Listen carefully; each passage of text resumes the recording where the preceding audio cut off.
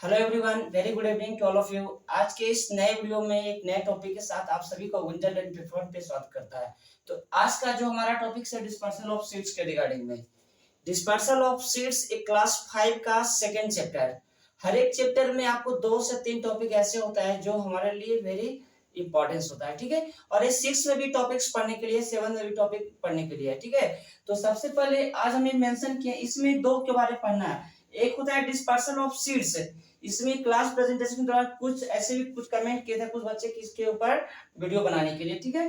तो डिस्पर्सल का मतलब क्या होता है, ऑफ सीड्स का मतलब क्या होता है। फर्स्ट टॉपिक है डिस्पर्सल ऑफ सीड्स और सेकेंड इसका टॉपिक है difference ways of dispersal of seeds.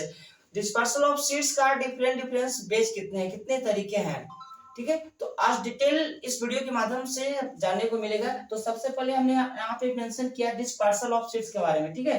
तो इसके बारे में आज हम डिटेल कॉन्सेप्ट जानेंगे, ठीक है। डिस्पर्सल डिस्पर्सल का मतलब होता है क्या, to scattering the seeds over a large area या लॉन्ग डिस्टेंसेज तक, यानी कि बीज को क्या करना, स्कैटरिंग करना, यानी कि फैला देना पूरे दूर दूर तक। अब यहाँ पे देखेंगे कि डिस्पर्सल ऑफ सीड्स, एक मान लीजिए कि बड़ा पौधा होता है, हर एक पौधा के क्या होता है, उसका फल लगता है। फल लगने के बाद जब उसका जो बीज होता है तो बीज कहाँ पे गिरता है, उसके जस्ट नीचे में गिरता है। और नीचे में गिरने के बाद क्या होता है कि एक बीज एक दूसरे के ऊपर ओवर क्राउडेड होते जाता है। ओवर क्राउडेड का मतलब कि एक दूसरे के ऊपर सब जमा हो जाता है, क्योंकि वहां पे स्पेस तो काफी रहेगा नहीं, और स्पेस नहीं काफी रहने की वजह से क्या होगा कि एक दूसरे के ऊपर वहां पे जमा होता जाएगा।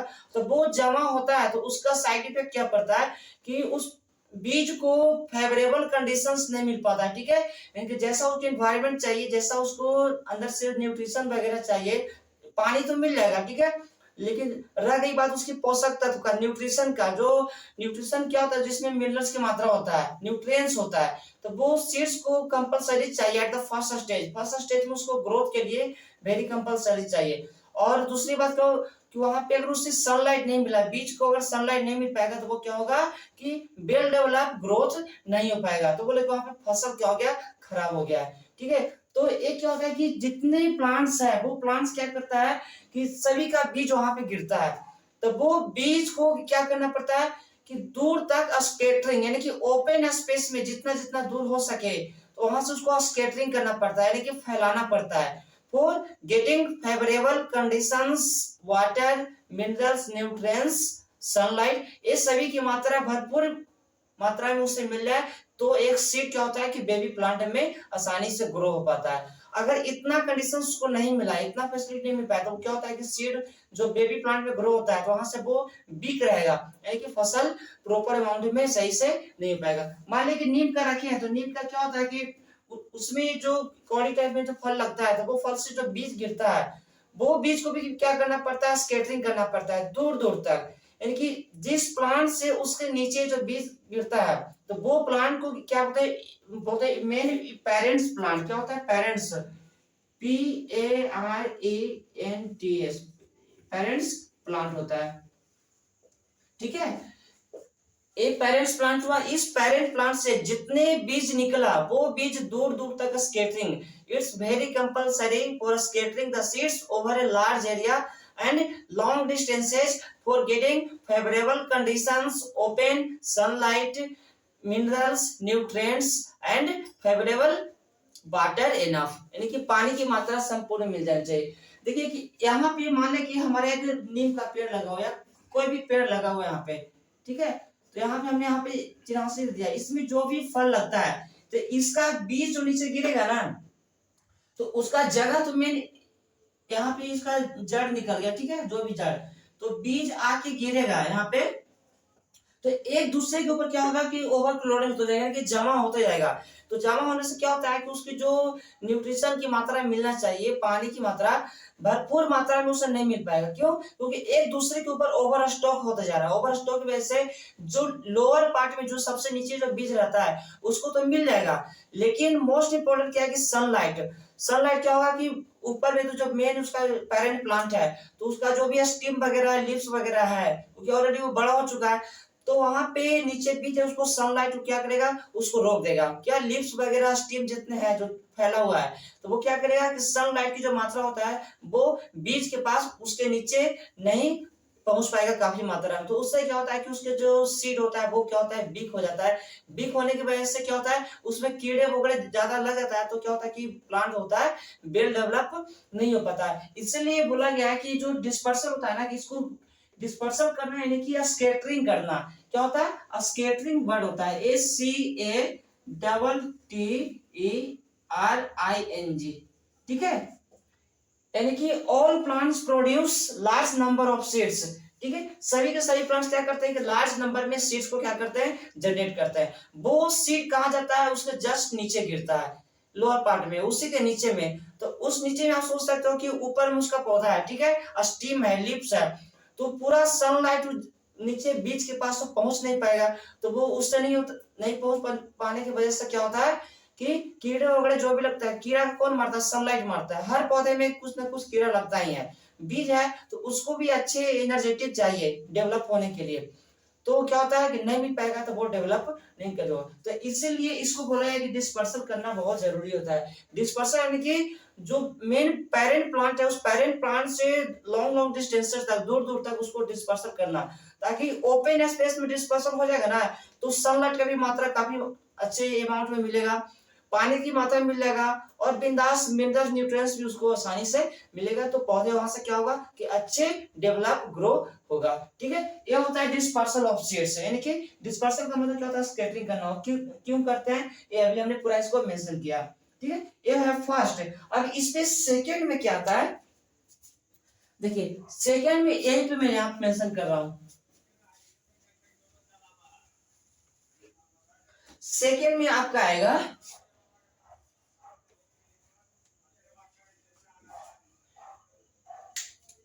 difference ways of dispersal of seeds,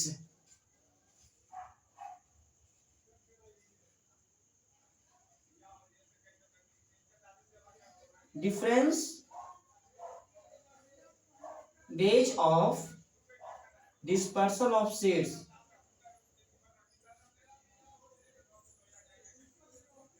dispersal of seeds, ठीक है। देखिए यहाँ पर हमने मेंशन कर दिया difference ways of dispersal of seeds, यानी कि सीड है तो अब यहाँ पे तो देख लिया कि डिस्पर्सल क्या होता है, स्कैटरिंग करना है दूर दूर तक। क्यों, किस लिए, तो वो भी हमने देख लिया। अब इसके बाद है कि डिस्पर्सल होगा तो वो कैसे होगा, खुद तो ऑटोमेटिक हो नहीं पाएगा। तो इसके मेन एजेंट्स हैं, कौन कौन से एजेंट्स होता है वो देखिए यहाँ पे। Difference ways of dispersal of seeds, seed dispersal होने का कुछ एजेंट है, तो वो कौन सी एजेंट है। सबसे पहले क्या होता है, बाय बार्टर, बाय बार्टर, ठीक है।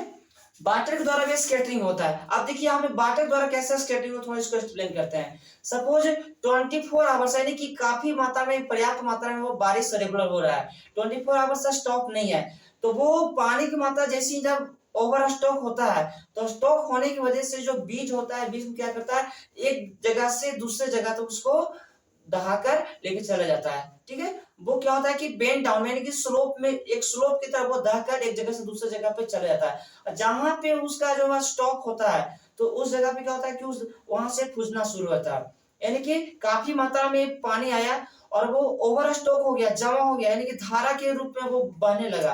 तो वो बीज को क्या करता है कि वो अपनी धारा में उसे एक जगह से दूसरी जगह तक उसको बहा कर लेकर चला जाता है, ठीक है। तो वो क्या होता है कि बाय वाटर, यानी कि पानी के द्वारा भी सीड्स का क्या होता है कि डिस्पर्सल होना, यानी कि स्कैटरिंग होना। ये मेथड होता है क्या, बाय वाटर द्वारा। वाटर यानी कि हल्का फुल्का बारिश से अगर इससे सीड को कोई फर्क नहीं पड़ेगा, पानी उसको चाहिए, हल्का मात्रा में चाहिए, लेकिन जो हम लोग को मोटर से जो भी पानी वगैरह पटाते हैं, it's very compulsory, otherwise energetic to the seeds will not provided in sufficient amount में उसे नहीं मिल पाएगा। तो अगर जो ज्यादा मात्रा में बारिश आता है, यानी कि 24 आवर्स बारिश स्टॉप नहीं हुआ, यहाँ पे ओवर स्टॉक होता गया, तो वो वहां से क्या करता है कि सीड को एक जगह से दूसरी जगह तक फ्लोट करके उसके बहाकर अपनी धारा में उसे लेकर चला जाएगा। तो वो क्या होता है कि बाई वाटर, ये हो गया। ठीक है, अब इसके आगे देखते हैं कि बाई वाटर और सेकेंड इसका स्टेप क्या होता है। इसका सेकेंड स्टेप होता है बाई एनिमल्स फर। क्या होता है? By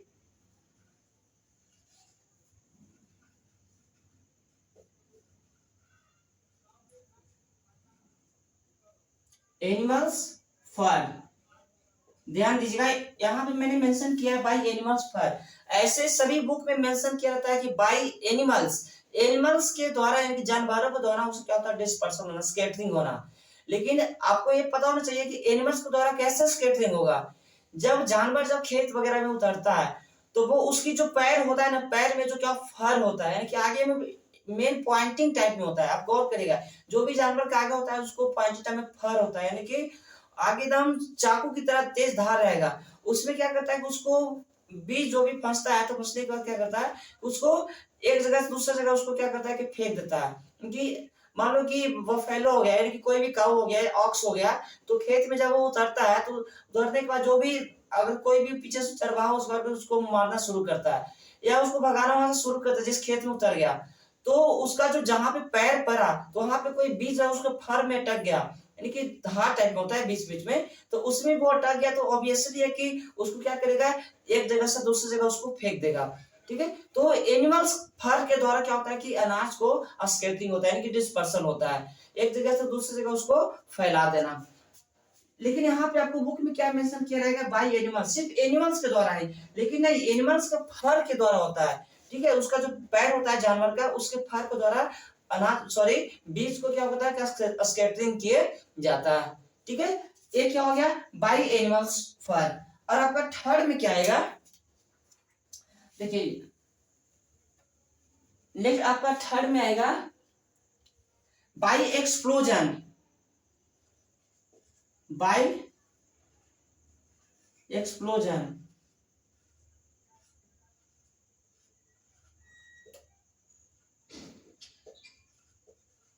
bye explosion, by explosion का मतलब क्या होता है, टू एक्सपोज।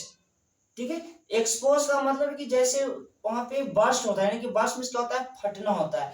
एक मीनिंग होता है एक्सप्लोजन कैसे होगा, जब पूरा जब उसका फल लगता है, फल लगने के बाद वो पक गया, तो पकने के बाद क्या होता है कि बर्स्ट होता है। बर्स्ट का स्पेलिंग क्या होता है, BURST। बर्स्ट मींस क्या होता है कि फटना होता है। ऑब्वियसली है कि जो भी फल प्रॉपर अमाउंट में एकदम अच्छी तरह से वो पक गया है, तो पकने के बाद क्या होता है कि वो क्या होता है, फट जाएगा। डेफिनेटली वो फटेगा ही फटेगा। आप गौर करिए कि जब आम का भी सीजन चल रहा है तो उस सीजन में जैसे आम पूरा पक जाता है तो ऑब्वियसली वो नीचे गिर जाता है। ठीक है, तो यही सेम होता है कि जब मान लीजिए गुजरात साइड में या MP साइड में कहीं भी आप कॉटन प्लांट देखते होंगे। ठीक है, तो उस कॉटन प्लांट में जो कॉटन लगता है जो बॉल टाइप में होता है, कटोरी टाइप में होता है, जिससे हम लोग बोलते हैं कुकुन। ठीक है, जो कॉटन जिसमें से निकलता है तो बॉल टाइप होता है, बॉल मींस कटोरा टाइप में होता है, देखिए इस शेप में होता है ऐसा। तो वो शेप क्या होता है कि अंदर से जब पूरा क्या होगा, पक गया, तो पकने के बाद क्या होता है कि वो ऑटोमेटिक फट जाता है। ऑटोमेटिक फटेगा तो एक्सपोज होगा, एक्सपोज यानी कि ब्लास्ट होगा, ब्लास्ट होने का मतलब कि फटेगा। तो वो क्या करेगा कि उसका जब फटता है तो एकदम तेज मात्रा में फटेगा, यानी कि बहुत तेजी में फटेगा। तो फटने के बाद उसका जो बीज होता है ना, तो वो एक जगह से दूसरी जगह तो क्या होता है वो फैल जाता है। और जैसे में पीज होने के मटर होता है, तो मटर क्या होता है कि जब जैसे वो पक गया तो पकने के बाद क्या होगा, ऑटोमेटिक वो फटेगा। तो फटने का मतलब क्या क्या कि वो छितरा जाएगा, दूर दूर तक क्या होगा कि जितना तक उसकी मात्रा अति कैपेसिटी रहेगा उस कैपेसिटी के अनुसार वो फैलेगा दूर तक। तो वो क्या होता है कि स्कैटरिंग होता है। स्कैटरिंग बाय यानी कि बाय एक्सप्लोजन, यानी कि ब्लास्ट होना, यानी कि ब्लास्ट क्या होता है जब कोई भी फ्रूट्स वगैरह अच्छे से पक जाएगा तो पकने के बाद वो ऑटोमेटिक एक्सप्लोज होता है, यानी कि एक्सप्लोज का मतलब कि बर्स्ट होना, बर्स्ट यानी कि फटना। ठीक है,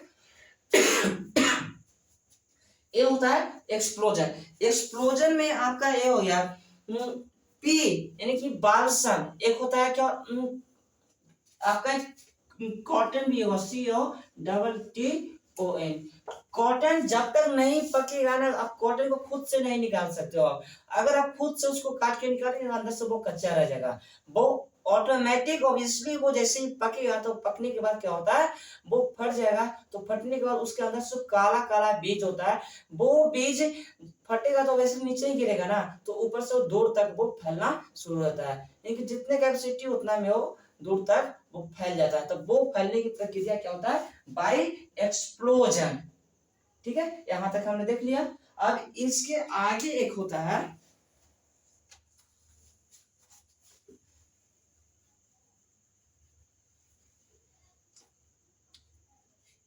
अब इसके आगे होता है by wind.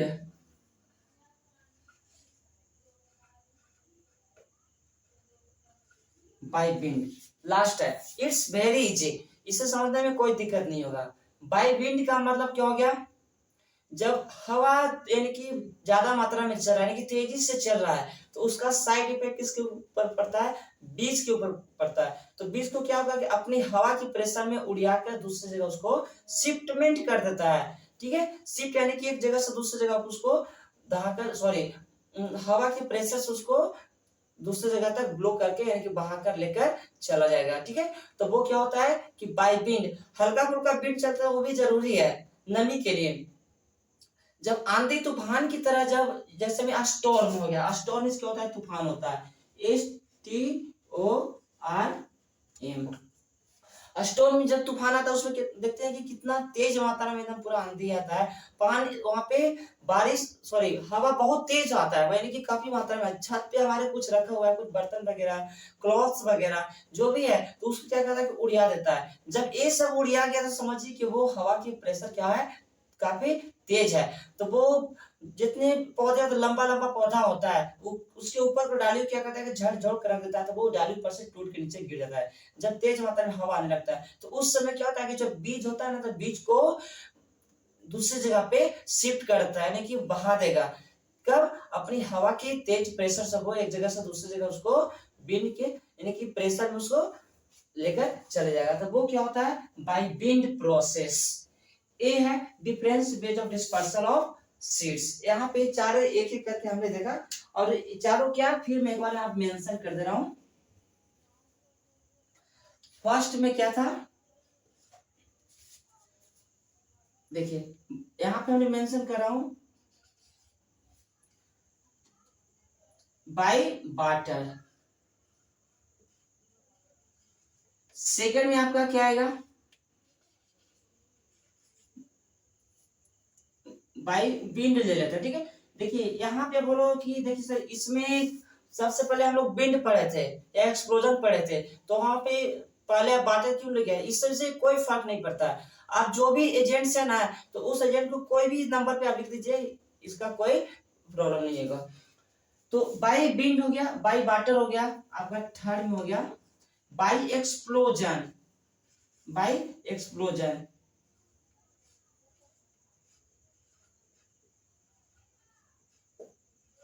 Bye explosion. Fourth में क्या हो गया, by animals fur. By animals,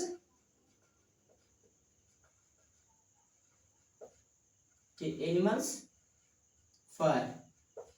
okay right, ये हो गया। ये जो देखे ना, ये चार एजेंट्स हैं, इसको क्या बोलते हैं, एजेंट बोलते हैं। ठीक है, एक क्वेश्चन आता है which are the main agents of dispersal of seed. ठीक है, तो वो ए आपका आएगा। यहाँ पे क्वेश्चन में यहाँ पे लिख रहा हूं, which are the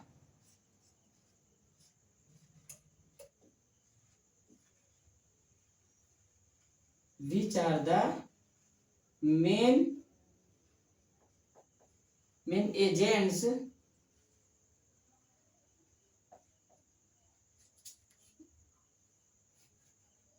which are the main agents of dispersal of seeds।